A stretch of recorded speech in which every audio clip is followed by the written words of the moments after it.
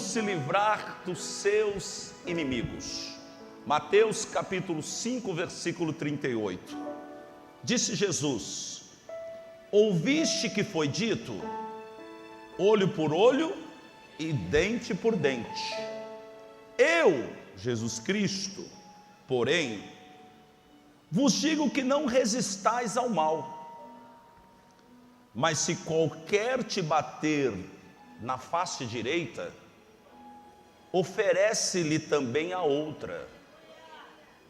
E, ao que quiser pleitear contigo e tirar-te a túnica, larga-lhe também a capa. E, se qualquer te obrigar a caminhar 1 milha, vai com ele 2.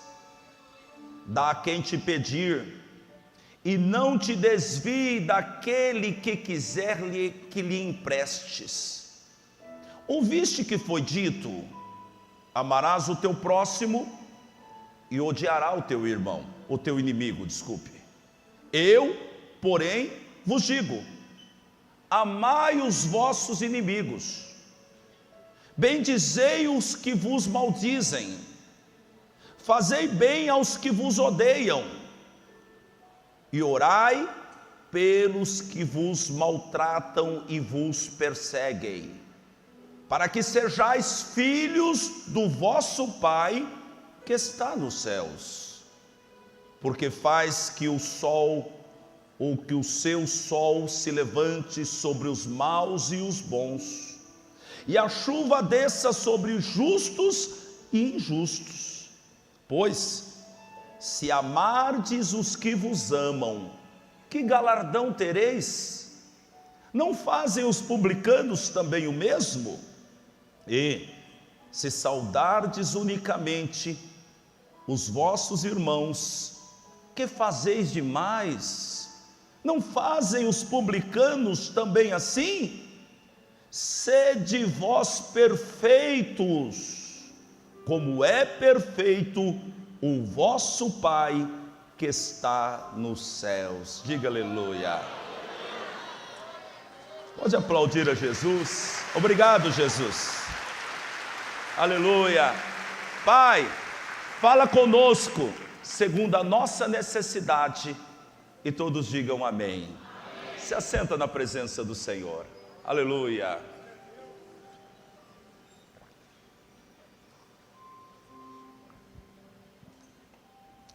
Como se livrar dos seus inimigos? Como se livrar dos seus inimigos?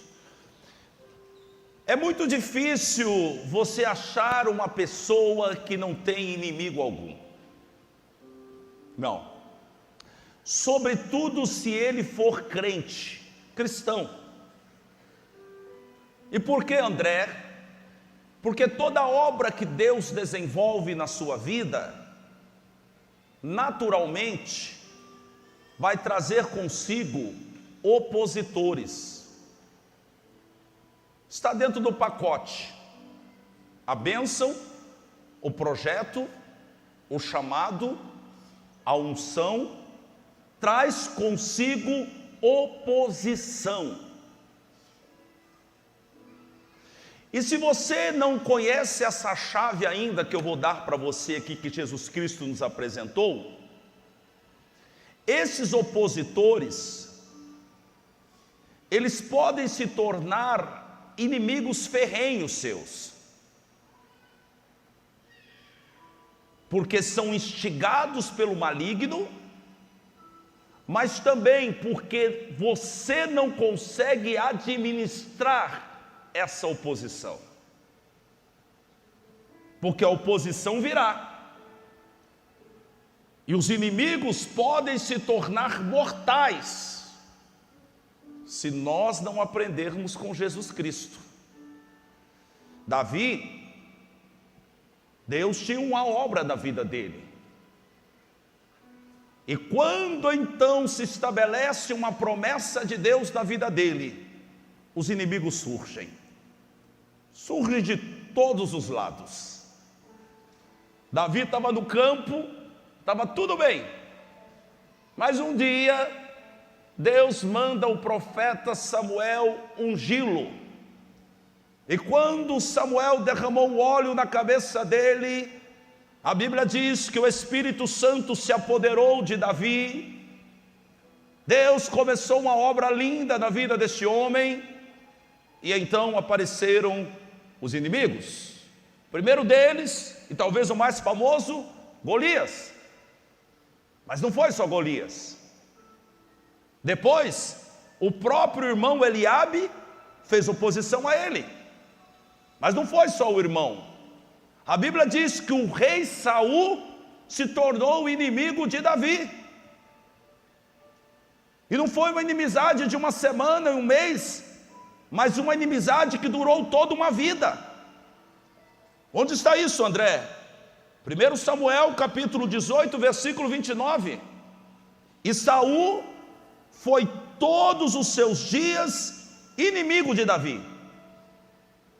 Davi não era inimigo de Saul, mas Saul era inimigo de Davi. Mas Davi também teve como inimigo os filisteus, outros povos, e até o próprio filho Absalão, porque Absalão tentou matar Davi, tomou o seu trono por um tempo,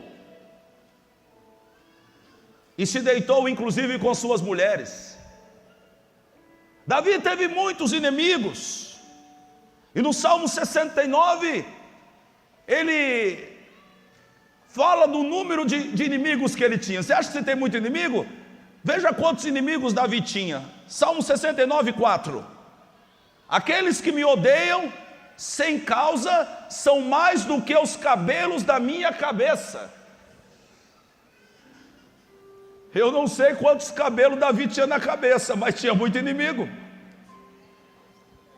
No Salmo 25, ele reclama que os inimigos dele estão multiplicando. Salmo 25, 19. Olha para os meus inimigos, pois se vão multiplicando e me odeiam com ódio cruel. No Salmo 56, ele reclama para Deus a respeito dos seus inimigos.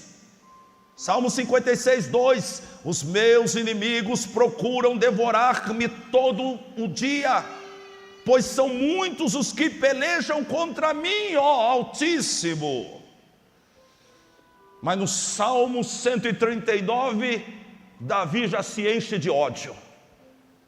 E ele disse: eu os odeio com todas as minhas forças, eles são meus inimigos. E no Salmo 18, Davi perde o controle. E ele disse: persegui os meus inimigos e os alcancei, e não voltei enquanto não foram destruídos. Eu fui lá e acabei com todos eles. Davi perdeu o controle. Você sabe do que eu estou falando. Às vezes a perseguição, às vezes a afronta é tão grande que a gente perde o controle.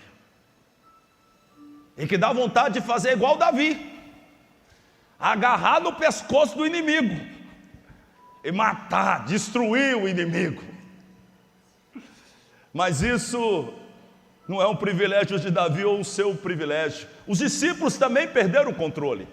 Olha só esse texto, Lucas capítulo 9, versículo 51. E aconteceu que, completando-se os dias para a sua assunção, está falando de Jesus, manifestou um firme propósito de ir a Jerusalém.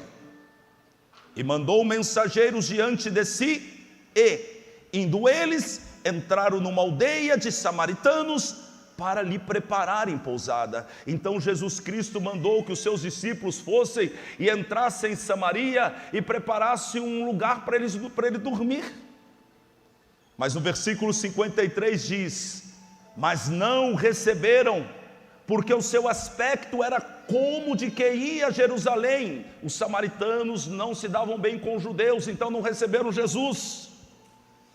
E então, veja só isso aqui, os seus discípulos, Tiago e João, vendo isso, vendo essa afronta, vendo essa inimizade, disseram: Senhor, queres que digamos que desça fogo do céu e os consuma? Como Elias também fez? Os discípulos de Jesus estão querendo matar os samaritanos. E eles usam como exemplo Elias, porque no Antigo Testamento Elias orou, caiu fogo do céu e consumiu 50 soldados. Eles estão com Jesus, eles estão vivendo na nova aliança já, mas eles continuam com aquela mentalidade antiga. Eles agora estão com Cristo Jesus, são discípulos de Jesus, mas eles continuam andando e agindo como no passado. Não houve uma mudança. Está com Jesus, mas não pensa como Jesus.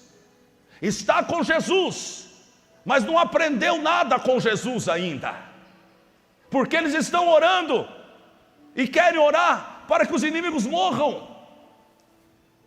Alguém ainda está assim? Veio para a igreja, recebeu a Cristo, passou pelas águas do batismo, mas continua pensando como antigamente, continua se comportando como se não conhecesse Jesus, continua se comportando como se não conhecesse a palavra, continua andando como se ainda fosse cego. Você não é mais cego. A luz de Cristo brilhou no teu caminho. Você não é mais cego.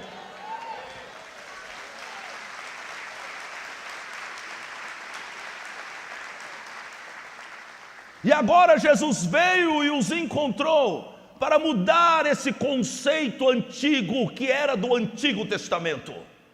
Jesus te encontrou para mudar o seu comportamento, para mudar as suas palavras, para mudar a maneira de você avaliar as pessoas, para mudar você da ponta dos pés até o alto da cabeça. O Senhor quer mudar tudo em você. E se não mudou tudo ainda, é porque a obra não está completa. Ele precisa te mudar. Porque tem gente que não entendeu isso ainda. Tem gente que é muito cristão e é muito bonito, é muito gentil, é muito, como eu posso dizer, muito polido dentro da igreja. Aí quando sai da igreja,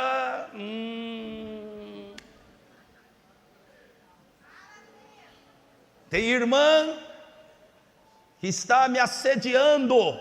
Para quê? Para me arrumar um quarto para ela aqui, para ela botar a cama dela dentro da igreja. Mas irmã, por que tu quer botar a tua cama aqui na igreja? Pastor, porque aqui na igreja meu marido é uma bênção. Aqui na igreja esse homem é gentil. Aqui na igreja ele até pega na minha mão, pastor. Aqui na igreja ele me beija. Aqui na igreja ele canta. Aqui na igreja ele ora. Aqui na igreja me trata de uma maneira muito gentil. Mas lá em casa é um cavalo. Então, pastor, não daria para o senhor arrumar um quarto para me morar aqui na igreja e eu veria só meu marido aqui na igreja?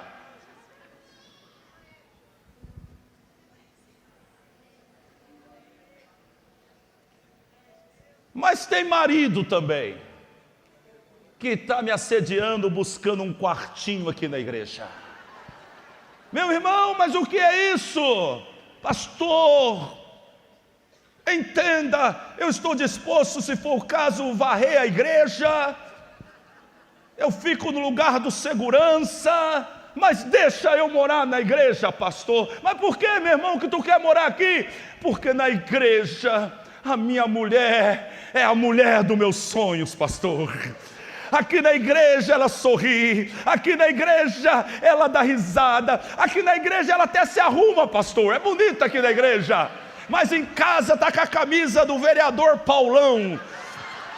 Aqui na igreja, pastor, essa mulher é diferente, aqui na igreja ela me beija, ela sorri, mas lá em casa é uma tromba desse tamanho, lá em casa não pode falar nada que ela já grita comigo, lá em casa ela fala da toalha na cama, ela fala do meu sapato, pastor, eu não tenho paz em casa, mas quando eu estou na igreja, pastor,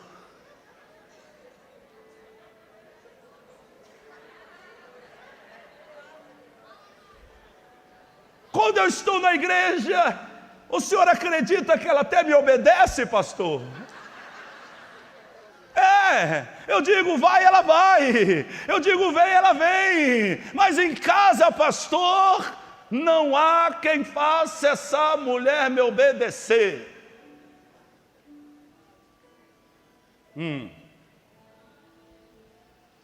Esta mulher, pastor, vive a reclamar do meu ronco. Só quem tem um marido que ronca aí, levanta a mão e diga misericórdia. Eu vou lhe contar o mistério do ronco, porque tem um mistério nisso. Quem aqui tem um marido que ronca e o teu marido ronca às 3 horas da manhã? Levante a mão. É mistério, irmã. É mistério. 3 horas da manhã, liga o motor do Fenemê. 3 horas da manhã, o Mercedes-Benz. O que é isso, pastor? É um mistério, irmã. Você não entendeu ainda. Eu vou dizer, ele vai parar de roncar hoje. Eu vou falar de novo, irmã. Ele vai parar de roncar hoje.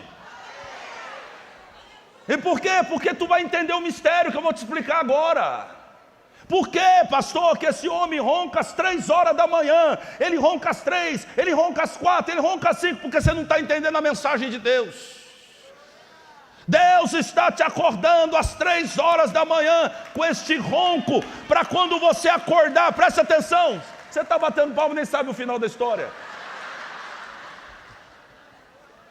O Senhor está colocando esse homem para roncar 3 horas da manhã, para te acordar, para que tu olhe para ele, e quando você escutar aquele ronco, escute a mensagem de Deus por trás do ronco.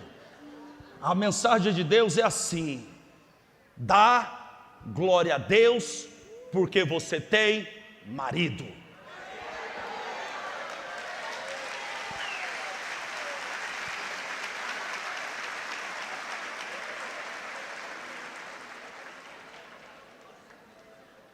Aí tu não entende. Deus manda outra mensagem às 4 da manhã. Aí tu cutuca ele, ele vira para o outro lado. Deus manda outra mensagem às 5 da manhã. E Deus está mandando mensagem dizendo: você tem que dar glória a Deus porque você tem um marido. E você, marido, tem que dar glória a Deus porque você tem uma mulher direita igual a esta. Dá um beijo nessa mulher do teu lado, aproveita. Aí, aí já está começando a ficar bom. Então entenda o que eu vou lhe dizer. Jesus veio e agora está trazendo uma nova mentalidade, porque nós temos hábitos, e os nossos hábitos nos acompanham, e às vezes é difícil abandoná-los, mas Jesus Cristo veio para nos transformar. Se Ele pode transformar água em vinho, Ele pode transformar você, Ele pode me transformar também, Ele quer nos transformar. Por isso que Jesus Cristo disse no versículo 43, ouviste que foi dito, amarás o teu próximo e odiarás o teu inimigo. Isso é Antigo Testamento. Amarás o teu próximo e odiarás o teu inimigo. Isso é Antigo Testamento. Mas Jesus Cristo disse, eu porém vos digo, versículo 44, amai os vossos inimigos, bendizei os que vos maldizem. Fala bem de quem fala mal de você. Ame aqueles que te odeiam. Aleluia. Orai pelos que vos maltratam e vos perseguem, para que sejais filho do vosso Pai que está nos céus. Sabe, os filhos de Deus agem assim. Os filhos de Deus, eles amam quem os odeia. Os filhos de Deus falam bem de quem fala mal dele. Os filhos de Deus oram pelos que perseguem eles. E em João 13:34, Jesus Cristo disse: um novo mandamento vos dou,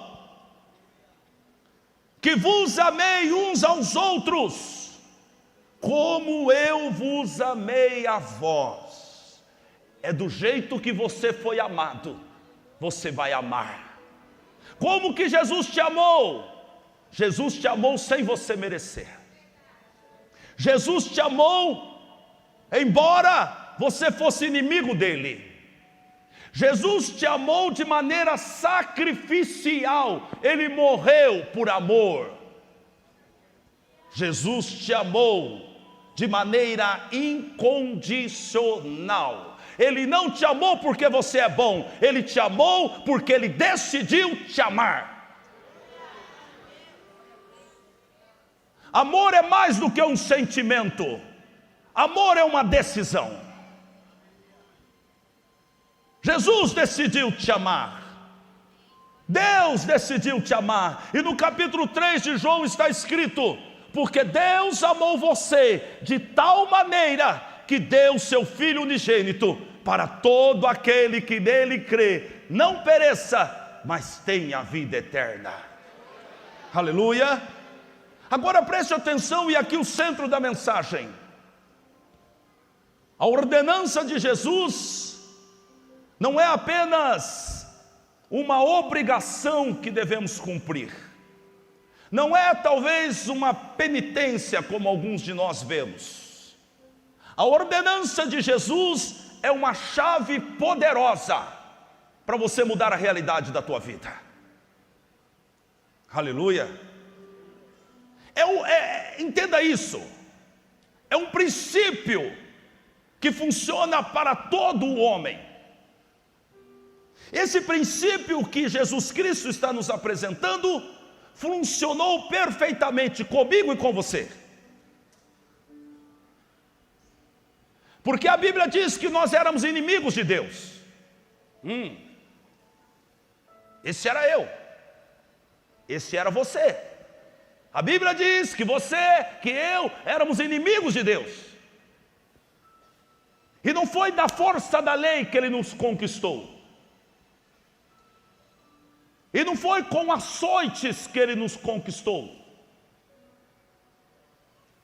E não foi imputando sobre nós os nossos pecados que Ele nos conquistou. Foi com amor. Foi pelo amor que Deus tocou no seu coração. Quando você olha para a cruz e vê o Cordeiro Santo, imaculado, ensanguentado, roscou aqui, cheio de sangue. Quando você olha e vê Jesus naquele quadro, ali se revela o quadro do amor de Deus por você.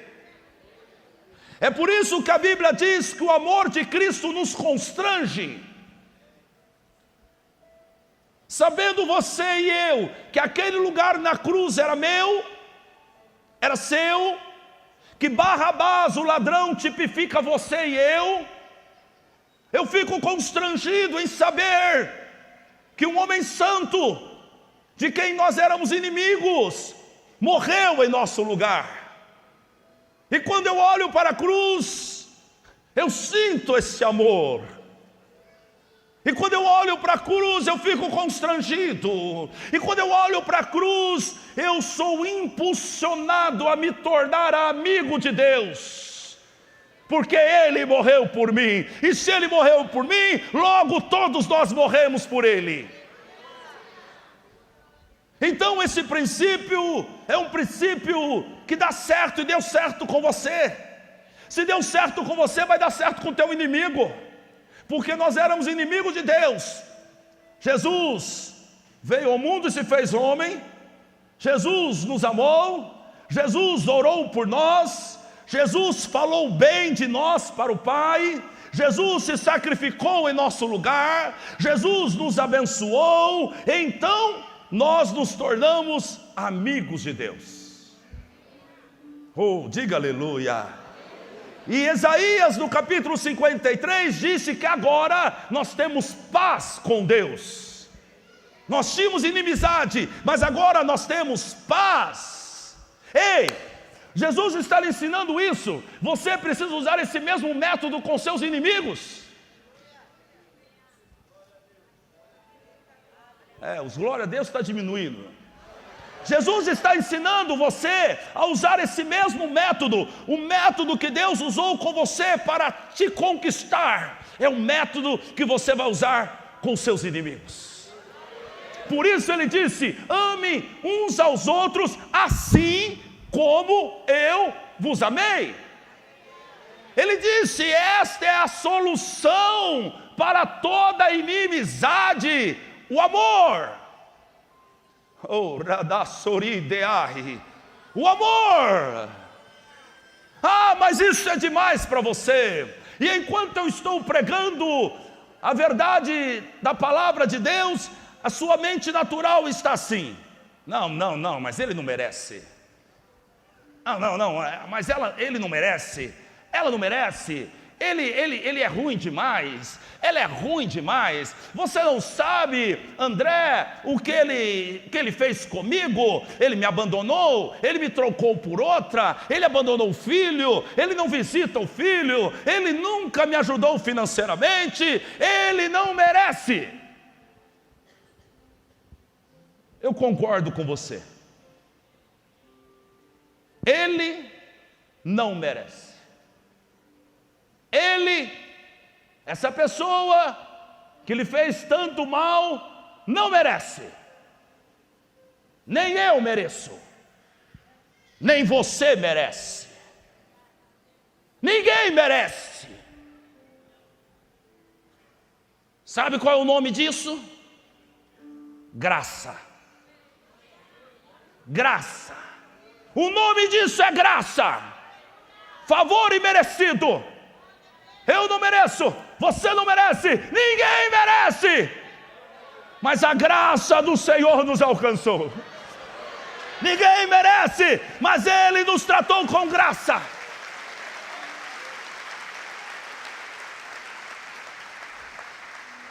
A graça nos salvou. A graça nos perdoou.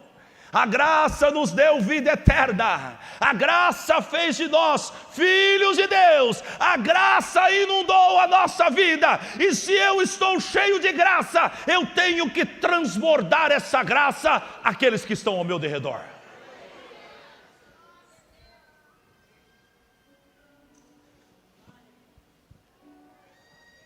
Um jovem soldado do exército de Napoleão resolveu desertar.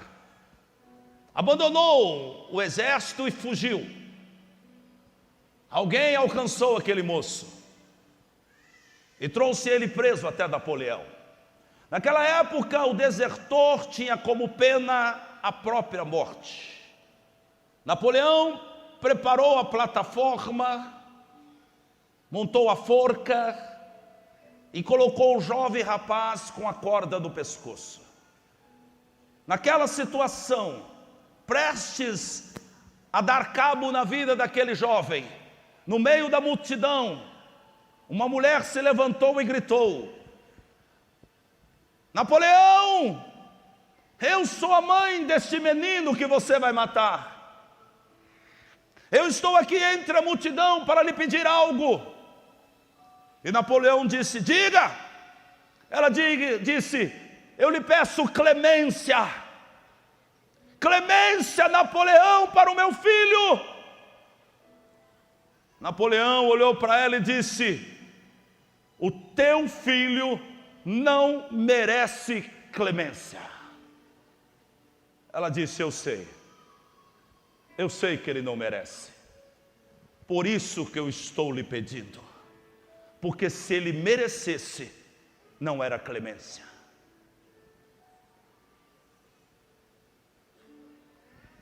Se você merecesse, não era graça. Se eu merecesse, não era graça. Graça é o favor imerecido. Se o seu inimigo merecesse, não era graça. Como disse Jesus Cristo, se você ama os seus amigos, aqueles que te amam, o que é que você faz demais? Se você cumprimenta aqueles que saúdam você dentro da igreja, o que você faz demais? Você não faz nada. Você é igual àqueles que estão indo para o inferno, porque aqueles que estão indo para o inferno também amam os que lhe amam. Aqueles que estão indo para o inferno também tratam bem aqueles que os tratam bem. Mas você tem o Espírito de Deus. E se você tem o Espírito de Deus, tem que haver uma diferença entre você e aquele que está indo para o inferno.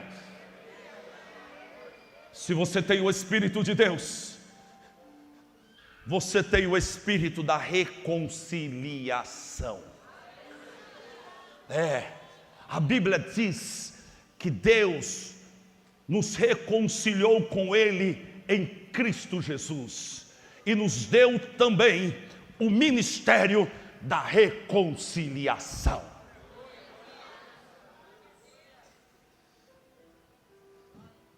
Voltemos ao texto dos discípulos que queriam matar os samaritanos. Lucas 9:55. Após eles orarem e pedirem autorização a Jesus para mandar descer fogo do céu para queimar os samaritanos, no versículo 55, a Bíblia diz: voltando-se, porém, repreendeu-os e disse: vós não sabeis de que espírito sois? Você não entendeu ainda o espírito que eu coloquei em você? Você não entendeu ainda que você agora é uma nova criatura em Cristo Jesus, e que as coisas velhas já passaram e que tudo se fez novo? Versículo 56: porque o Filho do Homem não veio para destruir as almas dos homens, mas para salvá-las. E foram para outra aldeia. Sabe o que Jesus está dizendo? Se não me aceitam aqui, eu não os amaldiçoo, eu simplesmente vou para outro lugar. Se me perseguem aqui, eu não entro em conflito, eu apenas abro mão e sigo a minha caminhada. Aleluia. Jesus não veio para destruir os homens. A tua oração para Deus fazer justiça é uma blasfema contra Deus. Faz justiça, Senhor. Você é um tolo, você que ora assim. Vou dizer algo para você: antes de Deus fazer justiça ou julgar o teu inimigo, Ele vai julgar você primeiro. Ele vai julgar você primeiro. Ele vai julgar as suas palavras. Ele vai julgar o teu coração. Ele vai pesar o teu coração antes de julgar o teu inimigo. Porque começa o tratamento é pelos domésticos, é pelos da casa. É aqui, meu amigo, porque é assim que funciona. Quando você diz: Senhor, eu quero abençoar alguém, então o Senhor sabe que Ele vai ter que primeiro abençoar a tua vida para você abençoar alguém. Da mesma maneira, se você está orando por justiça por alguém, a justiça chega primeiro em você. Cuidado, hein? Cuidado com a tua vida. É melhor tu orar por misericórdia. Senhor, tem misericórdia do meu inimigo. Senhor, tem misericórdia daquele que me fez mal, porque os misericordiosos alcançarão misericórdia do Senhor.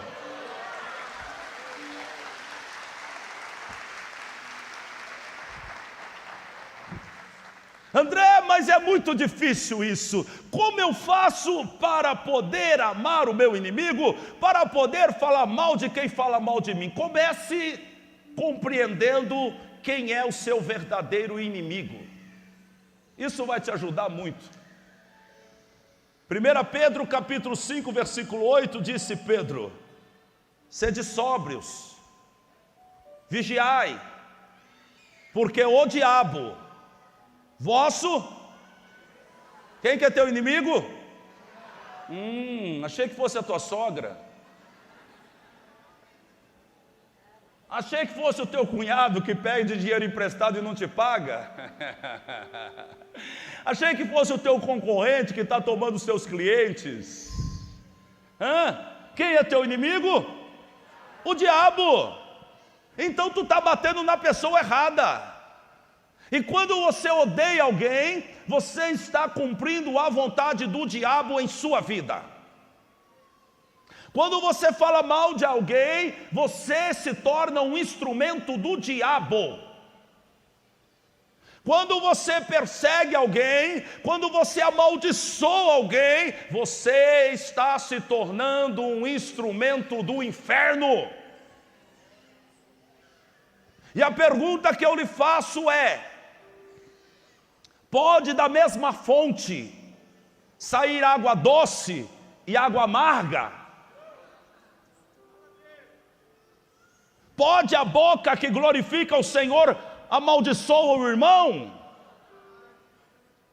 Pode alguém que canta, que prega, que profetiza, que prega o evangelho, amaldiçoar alguém? Pode da mesma fonte sair uma água doce e uma água amarga?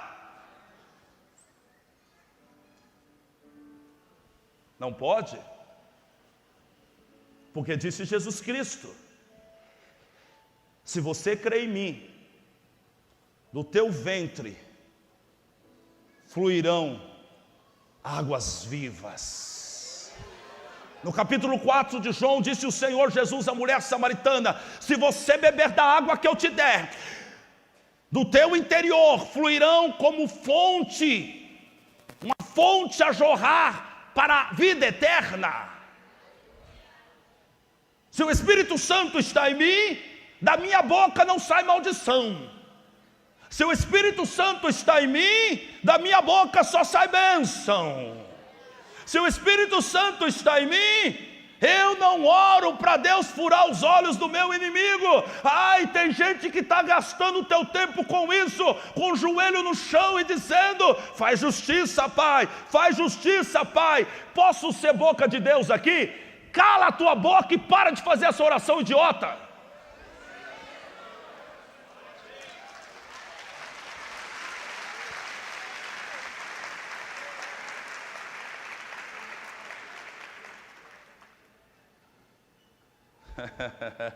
Diga glória a Deus. Ei, aprenda isso. A Bíblia diz que a morte e a vida estão no poder da língua.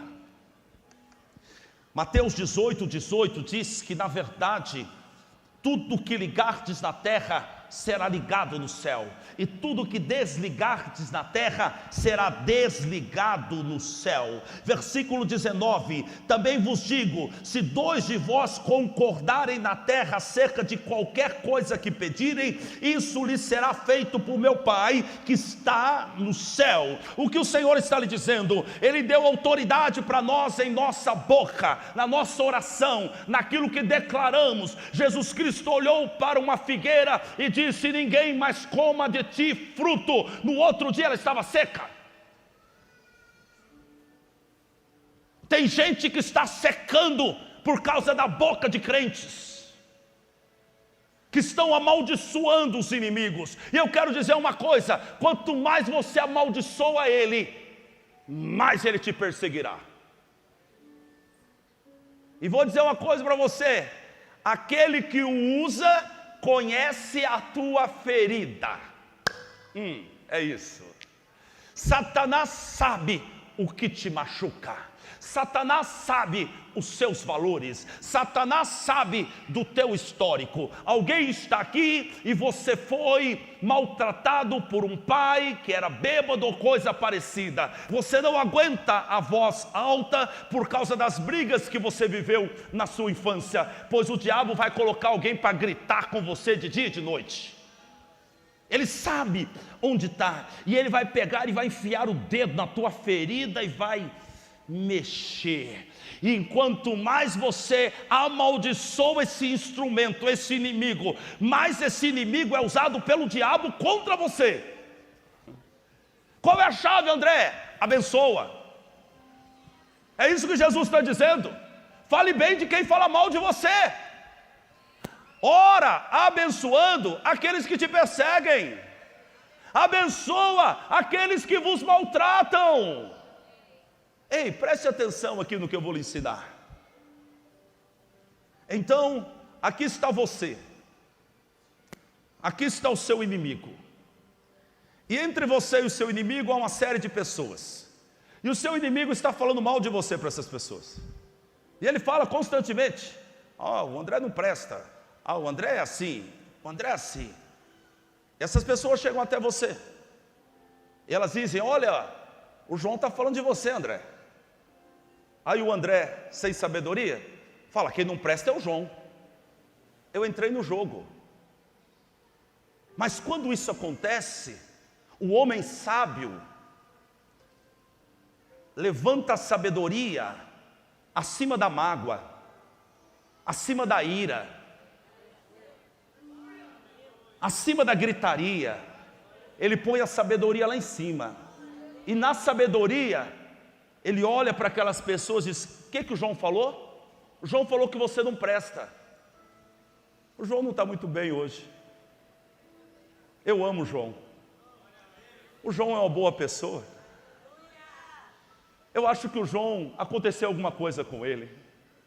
Aí eles voltam lá e o João diz: ele falou isso? Pois ele é um pilantra. O André não vale nada. O André é isso. E quando eles chegam de novo, você age do mesmo jeito. O João falou mal de mim? Pois eu quero dizer que ele é uma pessoa boa. Eu quero dizer que eu tenho uma grande expectativa com o João.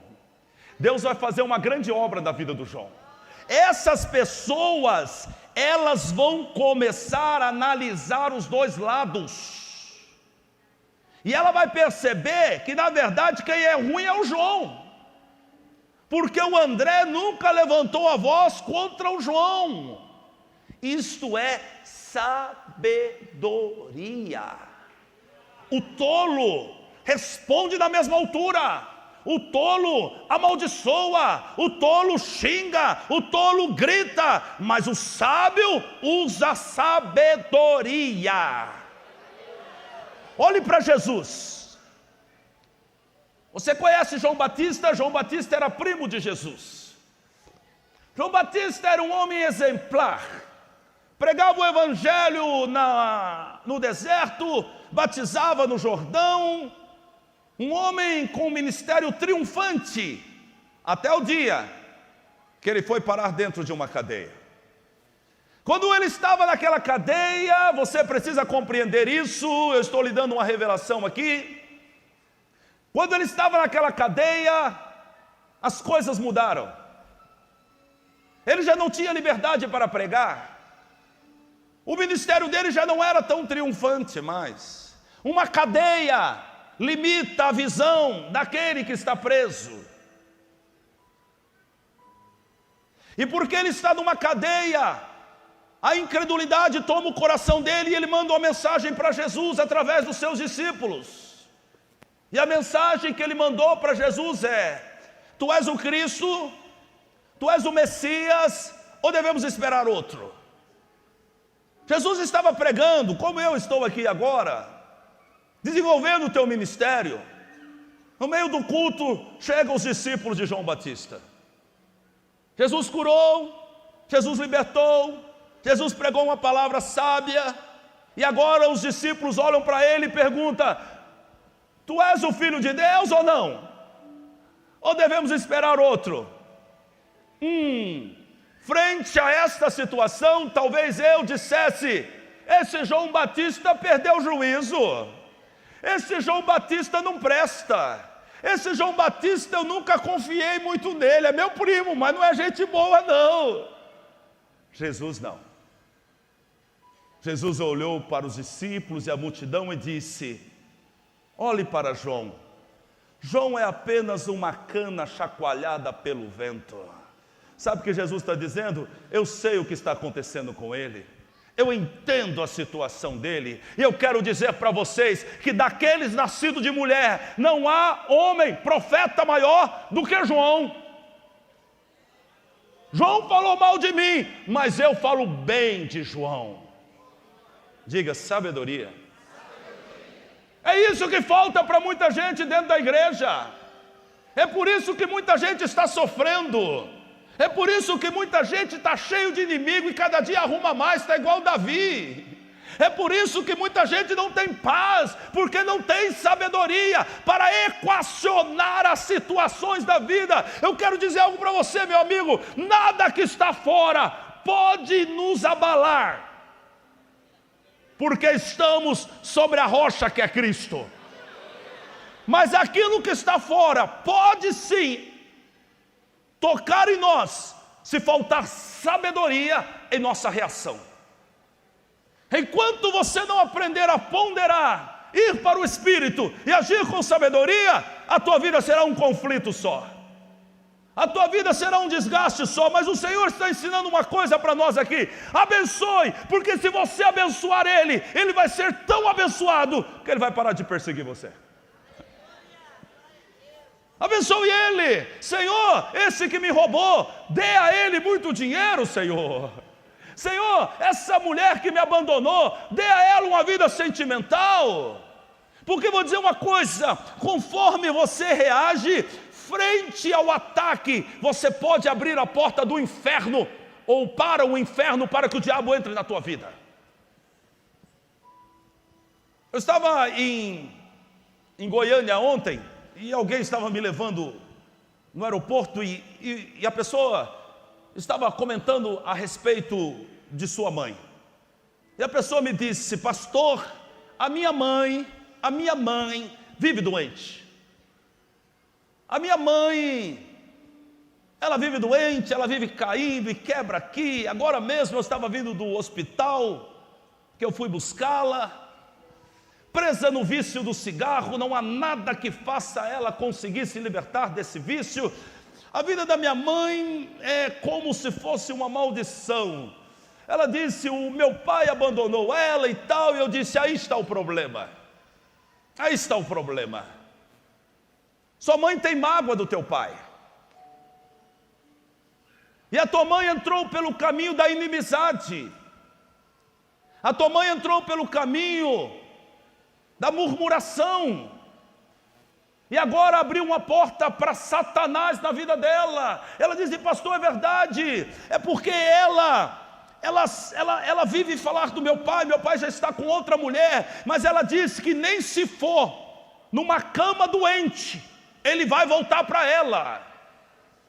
E ela vive amaldiçoá-lo. Eu disse: aí está o problema. Esta mulher não tem sabedoria. E eu disse: eu vou mandar uma mensagem sobre o perdão para você passar para ela assistir, porque esta é a causa das doenças dela. Alguém me procurou pela manhã e me disse: pastor, mande uma oração para esta pessoa que está com câncer. E eu disse para a pessoa: eu vou mandar a oração, mas antes você vai mandar uma mensagem sobre o perdão, porque se não houver perdão, vai morrer. Vou repetir: se não houver perdão, vai descer à sepultura. Porque disse Jesus: quando você for orar e lembrar que tem algo contra alguém, perdoa, para que o Pai que está no céu vos perdoe também. Mas se vós não perdoar, o Pai também não te perdoará, descerá à sepultura. Quem está me entendendo, diga aleluia. Em Provérbios 18, 20, está escrito: você terá que aguentar as consequências de tudo o que disser. Você terá que aguentar as consequências de tudo o que disser. O que você diz pode salvar ou destruir uma vida. Portanto, use bem as suas palavras e você será recompensado. Aleluia. Como assim, André? Ei, escute, assim como você amaldiçoa e é amaldiçoado, porque está escrito, da maneira que você medir, também vos medirão de novo. Assim também, quando você abençoa, você é abençoado. Então, quando você usa bem as suas palavras, aleluia, quando você usa bem as suas palavras, o texto bíblico diz que você será recompensado. Onde está isso, André? Em Lucas capítulo 6, versículo 35, assim disse Jesus: amai, pois, os vossos inimigos, e fazei bem, e emprestai, sem nada esperardes. Ei, você que está cobrando o juro das pessoas, Deus vai trazer essa colheita para você e para os seus filhos no futuro. Espera. Se assusta não, vai lembrar dessas palavras do pastor. E Deus vai deixar você vivo para ver alguém extorquir seus filhos, como você está extorquindo essa pessoa. Pode esperar. Então, você emprestai sem nada esperardes, e será grande o vosso galardão. E sereis filhos do Altíssimo, porque o Altíssimo, o seu Deus, é benigno, até para com os ingratos e maus. Sede, pois, misericordiosos, como também vosso Pai é misericordioso. Agora veja o que diz o versículo 37. Não julgueis, e não sereis julgados. Não condeneis, e não sereis condenados. Isso aqui para mim é melhor. Eu vou escrever uma mensagem sobre esse finalzinho aqui. Soltai, e soltar-vos-ão. Você solta aquele que você está segurando, e o Senhor vai quebrar as cadeias que prendem a tua vida. Você solta e Deus te solta. Você solta e Deus te solta. Mas se você não soltar, Deus não te solta. Quantos estão comigo? Diga amém. Versículo 38, dai e ser-vos-á dado. Você dá e você recebe. Você dá perdão e recebe perdão. Você abençoa e é abençoado. Você ajuda e você é ajudado. Você age com misericórdia e alguém age com misericórdia com você. Quem garante colheita é Deus. Dai e ser-vos-á dado. Boa medida. Você dá, Ele multiplica e faz você colher uma boa medida. E você continua dando e Ele te dá uma medida recalcada, Ele te dá uma medida sacudida, e você continua dando e Ele te dá uma medida transbordante, que você não vai poder guardar nos seus celeiros. O que Ele está dizendo? A tua mudança de atitude, a tua mudança de comportamento, a mudança das suas palavras vai lhe trazer uma boa colheita.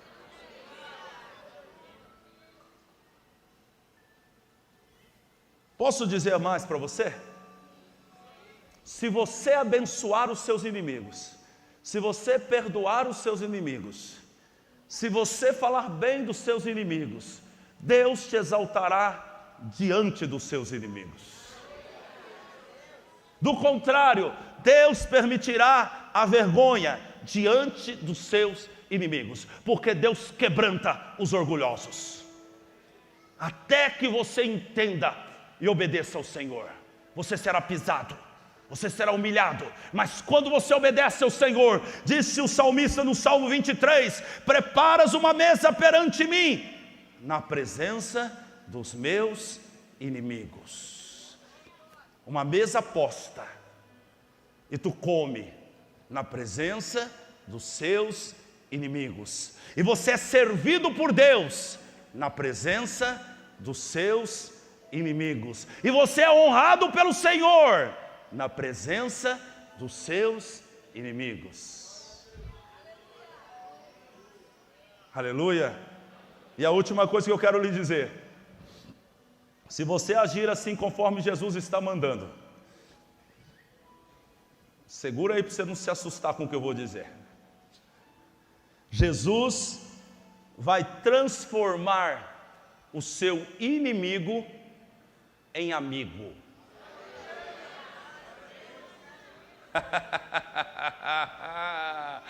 Aleluia. Não importa o tamanho que é esse inimigo, nem o que ele fez no passado. Deus tem poder para mudar esta pessoa, se você orar e se você abençoar ela.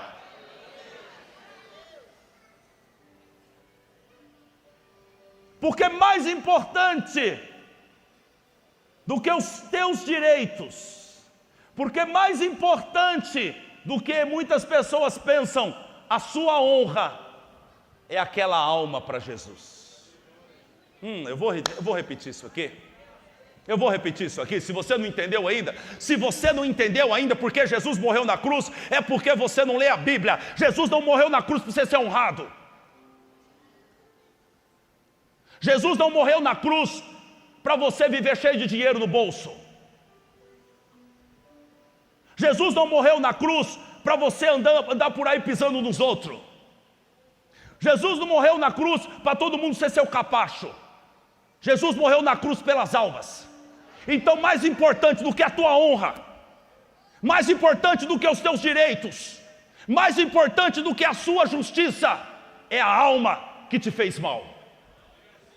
Para Jesus pode não ser para você, e se não é para você, é porque o Espírito Santo não opera no teu coração ainda, porque para Jesus, uma alma vale mais do que todo o dinheiro do mundo. O preço de uma alma é o preço do sangue de Jesus.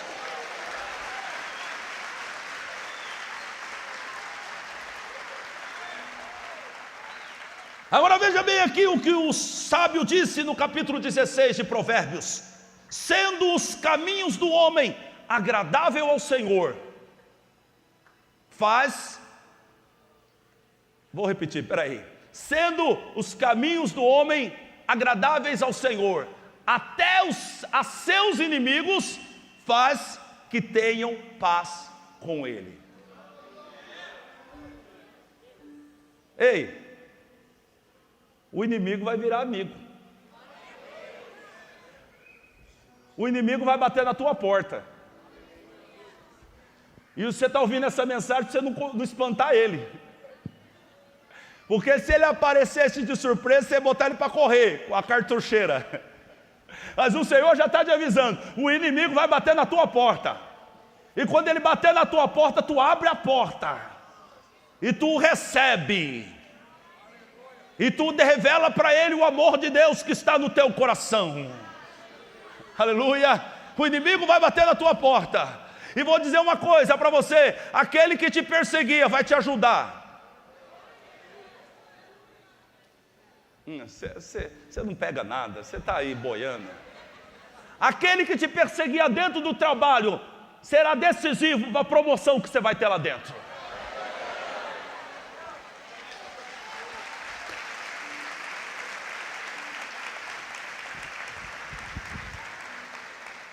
Você não consegue entender as coisas espirituais. Ele te odeia, ele te persegue, porque o diabo colocou algo na mente dele, porque ele será a pessoa que vai te abençoar. E você está entrando no jogo do diabo. Ele te amaldiçoa, abençoa ele. Ele te amaldiçoa, ore por ele. Ele será usado para te promover. Aleluia, diga glória a Deus. Oh, aleluia. Ah, André, mas isso é impossível. A Bíblia diz que não. Lembra do apóstolo Paulo? O perseguidor da igreja? A Bíblia diz que ele respirava. Qual é a palavra certa aqui? Ele ainda respirando ameaças de morte contra os discípulos do Senhor.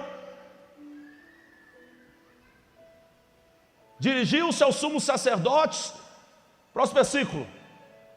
Pediu-lhe cartas para Damasco, para as sinagogas, a fim de que se encontrasse alguns deste caminho com letra maiúscula é o caminho do Senhor, quer homens, quer mulheres, os conduzisse presos a Jerusalém. Ele era inimigo da igreja, e então talvez a igreja orasse e falasse: Senhor, fura o zóio de Paulo. Senhor, acaba com esse homem não presta, Jesus. Esse homem é o nosso inimigo, Jesus. Esse homem está tirando a nossa paz, Jesus. Esse homem não deixa a gente fazer a obra, Jesus. Jesus falou: pode deixar que eu vou ter um encontro com Paulo.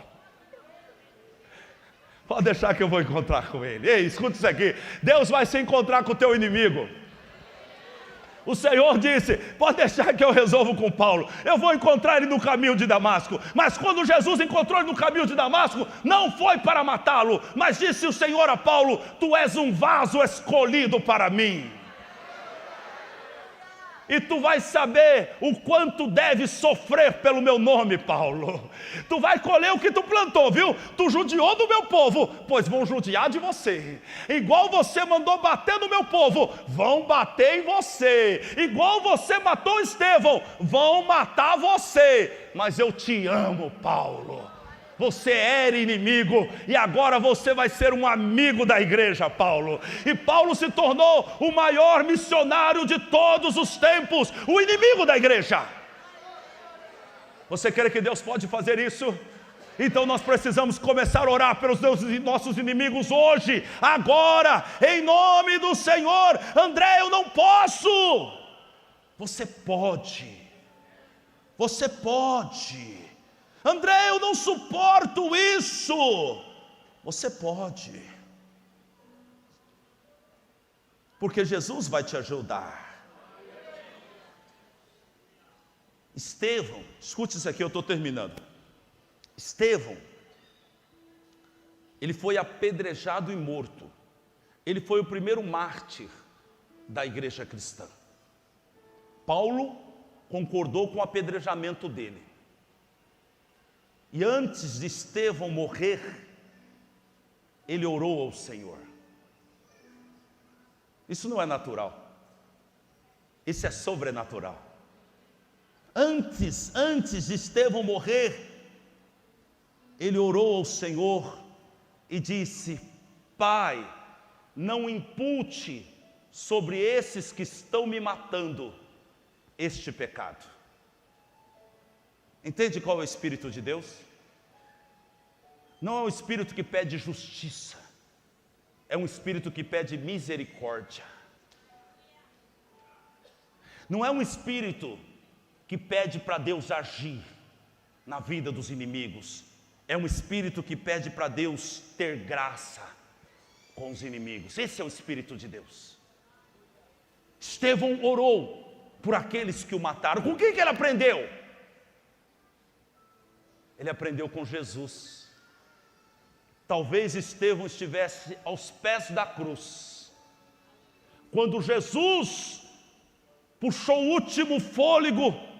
Então ele orou: Pai, perdoa-os, eles não sabem o que faz. Aquilo talvez foi loucura naquele momento para Estevão. Mas agora Estevão, perto da morte, a Bíblia diz que o rosto dele parecia de um anjo. Ele estava cheio do Espírito Santo. E ele faz a mesma oração. Esse é o Espírito de Deus. É o Espírito que estava em José, que perdoou os seus irmãos, e ajudou os seus irmãos, e beijou os seus irmãos. É o mesmo Espírito. O que tinha esses três homens em comum? Os três eram cheios do Espírito Santo de Deus. Estevão era cheio do Espírito Santo de Deus. Jesus era cheio do Espírito Santo de Deus. E quando o faraó olhou para José, ele disse: acharíamos um homem como esse, em quem haja o Espírito de Deus? Sabe o que a Bíblia está dizendo? Quem tem o Espírito de Deus, ele abençoa, ele não amaldiçoa. Quem tem o Espírito de Deus não pede justiça, pede misericórdia. Quem tem o Espírito de Deus não maldiz, mas fala bem. Quem tem o Espírito de Deus ora pelos seus inimigos. Por que, André? Porque o Espírito de Deus, segundo Gálatas 5, 22 e 23, é o Espírito do amor. Aonde o Espírito Santo está, há amor.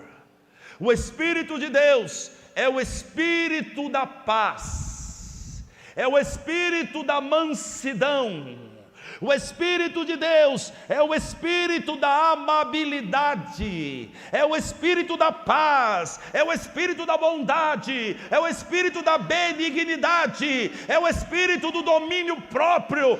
Esse é o Espírito de Deus, e aonde o Espírito de Deus está, há esse fruto.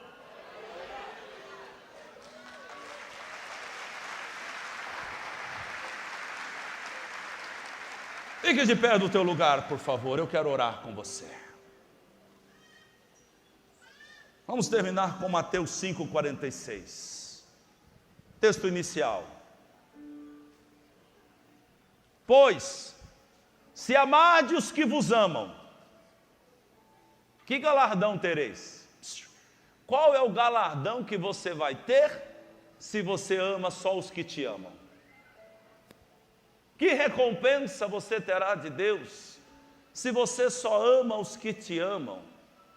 Assim fazem os publicanos também o mesmo. E se saudardes unicamente os vossos irmãos, que você está fazendo demais? Hein? Você só saúda aqueles que gostam de você. E talvez você chegue aqui nessa igreja e tem pessoas que você não gosta, você nem saúda essas pessoas. E depois tu toma Santa Ceia ainda. Não, você toma Santa Ceia. Você tem um inimigo aqui dentro, você não saúda a pessoa, você não gosta da pessoa, você tem a cara de pau de tomar Santa Ceia. Tu acha que a Santa Ceia esconde o teu pecado? Não, não esconde. Se você só saúda os seus amigos, que vantagem você tem nisso? Aprendamos com o Senhor. Quer livrar-se dos seus inimigos? Quer se livrar dos seus inimigos? Eis a chave. Amai a eles. Bendizei, fale bem deles. Faça o bem para eles e ore por eles. É assim que você vai se livrar dos seus inimigos, porque os seus inimigos se tornarão os seus amigos. E melhor ainda, aquele que é pedra de tropeço no seu caminho, vai ajudar você no teu caminho. E vou te dar uma chave aqui, algo poderoso de Deus, e você vai vir aqui nesse altar testemunhar a respeito disso que eu estou falando.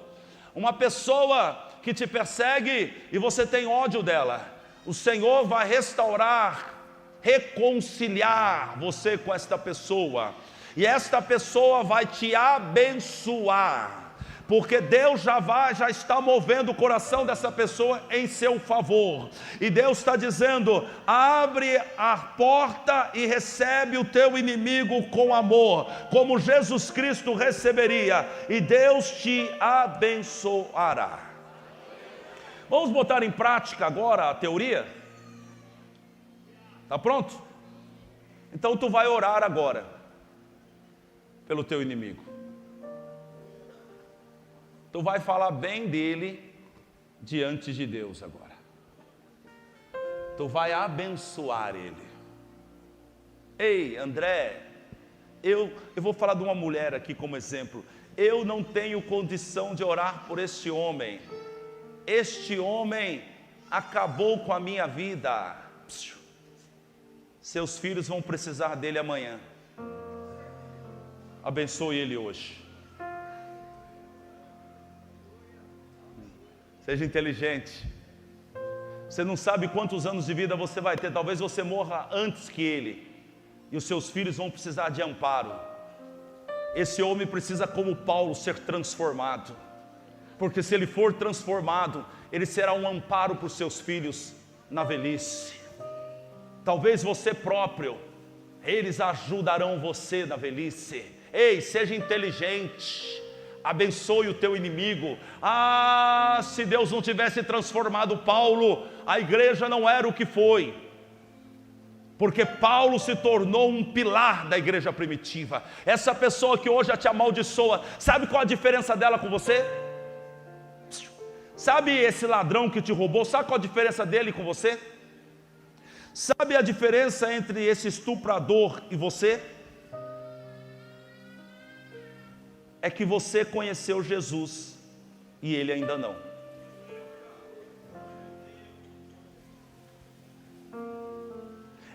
era a diferença entre Pedro e Paulo. Porque Pedro já tinha tido um encontro com Jesus, Paulo não. Por isso Paulo era chamado de assassino. Por isso Paulo era chamado de perseguidor. Por isso que Paulo era chamado de sanguinário, porque ele não encontrou Jesus ainda, mas Pedro já tinha encontrado. Mas aquele que estava por último se tornou primeiro. E Paulo teve um ministério ainda mais excelente do que Pedro. A diferença entre essa pessoa e você é que essa pessoa não conhece Jesus. Mas se você começar a orar para essa pessoa, mesmo que não seja por intermédio de você, essa pessoa vai conhecer Jesus por outra pessoa. E talvez um dia ela vai estar no púlpito da tua igreja pregando o evangelho. Aí eu quero ver a tua cara. Vai dar glória a Deus ou vai murmurar?